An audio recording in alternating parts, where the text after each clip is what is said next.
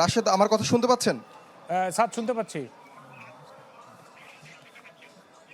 রাশেদ, আমরা সকাল থেকে কিন্তু দেখেছি সড়কে এক পাশে সুশৃঙ্খলভাবে নেতাকর্মীরা যারা হেঁটে যাচ্ছিলেন এই এয়ারপোর্ট বিমানবন্দরের সামনে দিয়ে ৩০০ ফিটের দিকে, তারা কিন্তু অবস্থান নিয়েছেন সুশৃঙ্খলভাবে, ব্যানার নিয়ে, ফেস্টুন নিয়ে, তারা তাদের প্রিয় নেতাকে এক নজর দেখার জন্য, এবং সড়কে যেন কোনো ধরনের বিশৃঙ্খলা সৃষ্টি না হয় তার যাওয়াকে কেন্দ্র করে সেটি নিশ্চিত করার জন্য কিন্তু কঠোর পরিশ্রম করে যাচ্ছেন আইনশৃঙ্খলা রক্ষার কাজে যারা নিয়োজিত আছেন, বিভিন্ন বাহিনীর সদস্যরা। আমরা সেনাবাহিনী দেখছি, পুলিশ দেখছি, বিজিবি দেখছি, র্যাব দেখছি। তারা কিন্তু নিশ্চিত করার চেষ্টা করছেন যে এই যেই সড়ক দিয়ে তারেক রহমান বেরিয়ে যাবেন, তার গাড়িবহর বেরিয়ে যাবে, সেই জায়গাটা যেন নিশ্চিত হয়।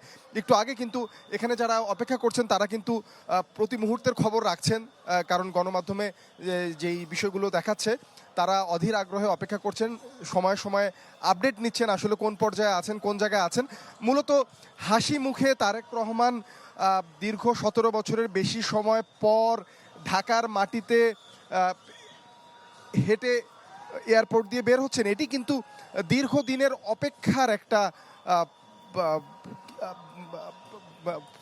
সমাপ্তি বলা যেতে পারে। অর্থাৎ দীর্ঘদিন ধরে নেতাকর্মীরা যারা অপেক্ষায় ছিলেন, দল বিদেশ থেকে দল সামলিয়েছেন, নানা পট পরিবর্তন হয়েছে। এর মধ্যে দলীয় চেয়ারপারসন খালেদা জিয়া, তার মা তিনি মামলায় জর্জরিত ছিলেন, কারাবরণ করেছিলেন।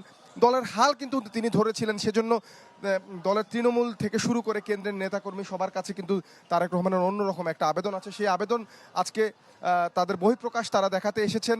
এক নজর দূর থেকে হলেও নেতাকে দেখবেন, এবং এই অল্প সময়ের জন্য ৩০০ ফিটে যে আয়োজনটি করা হয়েছে সেটি কিন্তু বিএনপির পক্ষ থেকে বলা হয়েছে খুব বেশি সময়ের জন্য সেই আয়োজনটি না, এবং যেহেতু অল্প সময়ের আয়োজন সেহেতু সেই অল্প সময়ে নেতাকে দেখার জন্য কিন্তু তারা দূর দূরান্ত থেকে নানা বৈরী প্রকৃতির মোকাবেলা করে কিন্তু এসে পৌঁছিয়েছেন। খুলে বলো ফ্যান্টাস্টিক নিমো খালাল বিস্কুট খায় সানিও স্ট্যাটাস দিছে ফ্যান্টাস্টিক